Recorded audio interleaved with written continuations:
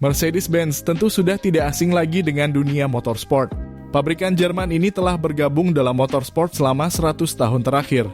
Mercedes sudah bergabung dalam Grand Prix sejak tahun 1923 dengan membawa Mercedes-Benz Tropfenwagen.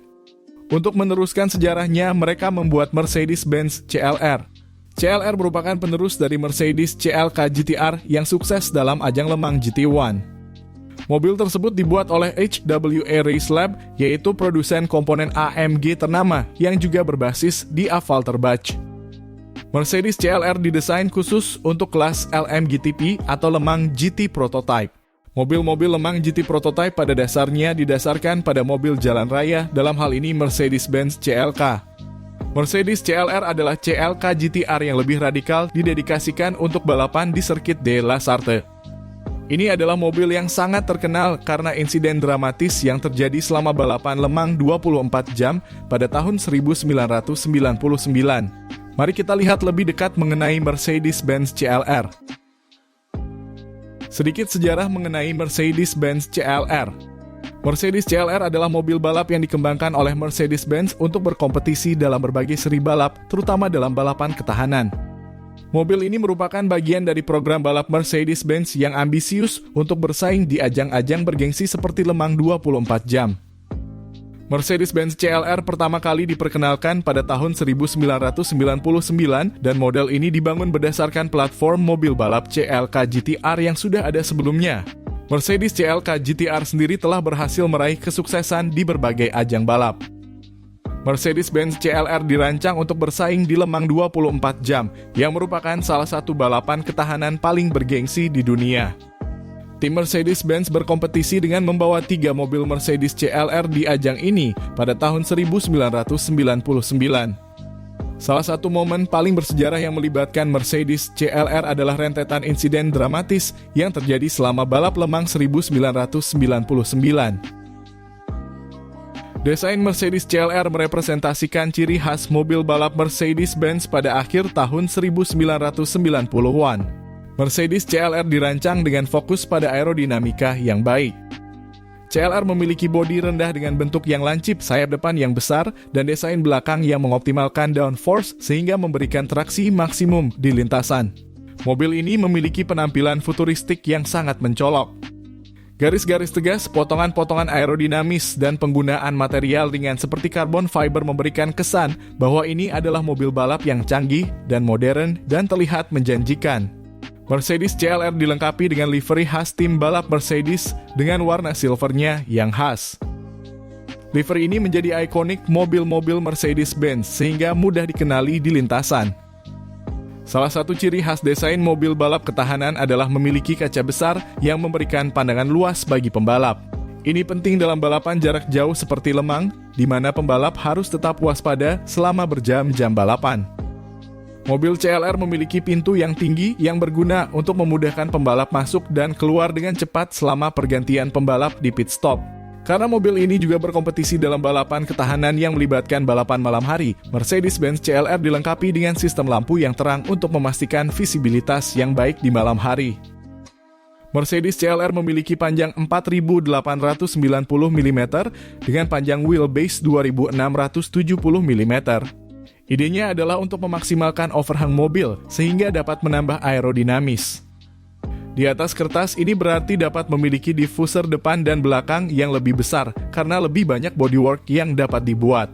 Hal ini meningkatkan downforce bagian bawah bodi mobil yang pada dasarnya menambah lebih sedikit hambatan sehingga memungkinkan Mercedes mencapai kecepatan sangat tinggi di jalan lurus.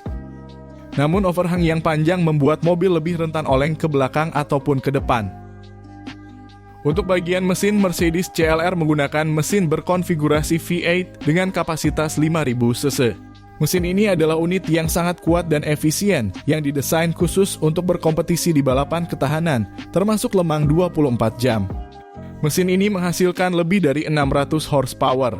Ini memberikan akselerasi dan top speed yang luar biasa.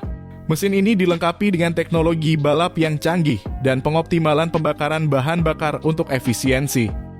Mesin adalah salah satu komponen paling kunci dalam performa sebuah mobil balap dan Mercedes-Benz CLR tidak kurang dalam hal ini.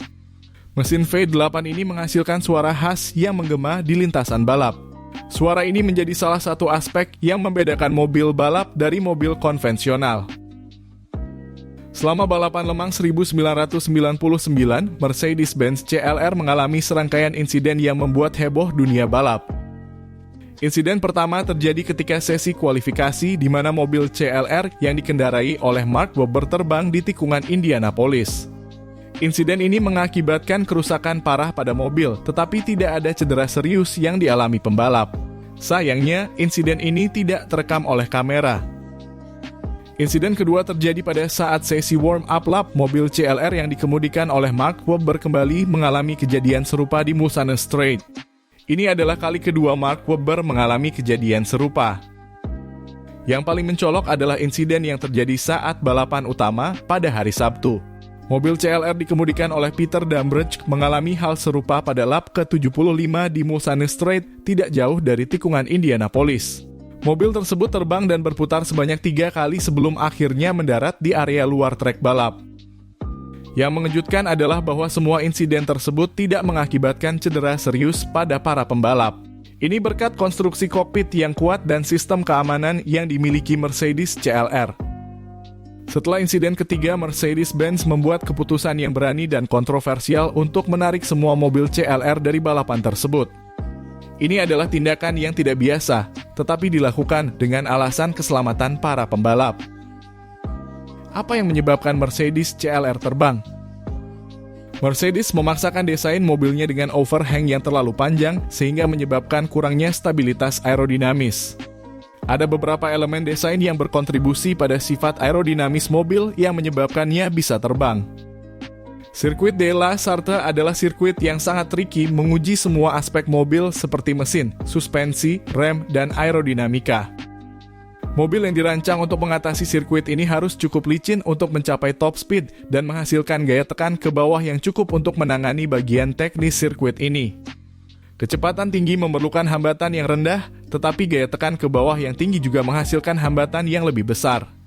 Namun sulit untuk dapat menyeimbangkan kedua aspek tersebut. Mercedes-Benz CLR dibuat dengan dimensi sepanjang mungkin, namun dengan wheelbase yang diperpendek. Hal ini membuat CLR memiliki overhang yang panjang pada bagian depan dan belakangnya. Overhang yang panjang tersebut membuat mobil lebih rentan oleng ke depan ataupun ke belakang. Untuk mengurangi downforce pada seluruh bodi, Mercedes hampir menyeimbangkan sudut pitch mobilnya. Sudut pitch atau biasa disebut dengan sudut nungging kendaraan adalah besarnya perpindahan beban dari bagian belakang mobil ke bagian depan. Mobil balap biasanya memiliki sudut pitch negatif yang menentukan seberapa rendah posisi bagian depan terhadap tanah dibandingkan dengan bagian belakang. Melakukan hal ini akan meningkatkan downforce, namun juga menghasilkan hambatan yang lebih besar. Kebanyakan mobil memiliki sudut pitch minus 2,5 derajat. Namun Mercedes menurunkannya menjadi minus 0,7 derajat. Hal ini mengakibatkan bagian depan CLR kehilangan gaya tekan ke bawah yang pada akhirnya dapat menghasilkan gaya angkat pada bagian depan. Sudut pitch yang rendah dipadukan dengan wheelbase yang pendek akan menghasilkan mobil yang sangat sensitif terhadap sudut nungging. Saat pengereman, bagian depan akan lebih menukik. Sedangkan saat akselerasi, bagian belakang akan lebih rawan jumping. Selain itu, kondisi dan ketidaksempurnaan trek akan mengganggu kestabilan mobil sehingga mengganggu aliran udara. Insiden yang dialami oleh Max Webber terjadi di lintasan lurus Mulsanne. Bagian tersebut dikenal sangat bergelombang, namun bukan itu alasan utama terjadinya insiden ini. Mercedes CLR Max Webber berada di slipstream mobil di depan yang akan mengganggu downforce bagian depan CLR. Dikombinasikan dengan kondisi trek yang bergelombang, mobil menjadi lebih sensitif terhadap sudut nungging.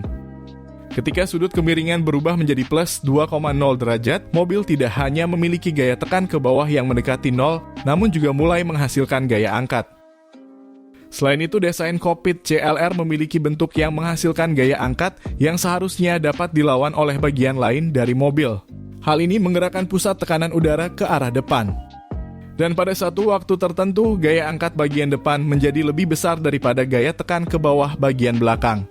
Sudut kemiringan plus 2,4 derajat adalah titik puncak mobil terbalik. Ditambah lagi dengan kondisi trek yang bergelombang sambil mengikuti mobil di depan, sehingga secara dramatis mengubah sudut kemiringan mobil terhadap aspal. Meskipun insiden di Lemang tahun 1999 menjadi sorotan negatif, Mercedes-Benz tetap aktif dalam dunia balap dan terus merancang mobil balap yang inovatif. Mobil ini akan selalu menjadi bagian penting dalam sejarah Le Mans dan dunia otomotif. Insiden tersebut mengingatkan kita akan tingkat risiko yang terlibat dalam balap mobil, serta betapa pentingnya keselamatan dalam olahraga ini. Setelah tahun 1999, Mercedes-Benz tetap berkomitmen pada balap mobil dan mereka terus mengembangkan teknologi dan kinerja mobil mereka. Mobil-mobil Mercedes-Benz selalu menjadi lambang teknologi dan inovasi dalam industri otomotif, dan Mercedes CLR hanyalah satu contoh dari kisah panjang mereka dalam dunia balap. Sekian video dari kami mengenai Mercedes-Benz CLR. Jangan lupa untuk like dan subscribe channel Daily Motorsport Indonesia. Mari bantu channel ini untuk mencapai 1000 subscriber. Terima kasih sudah menonton dan sampai jumpa pada video berikutnya.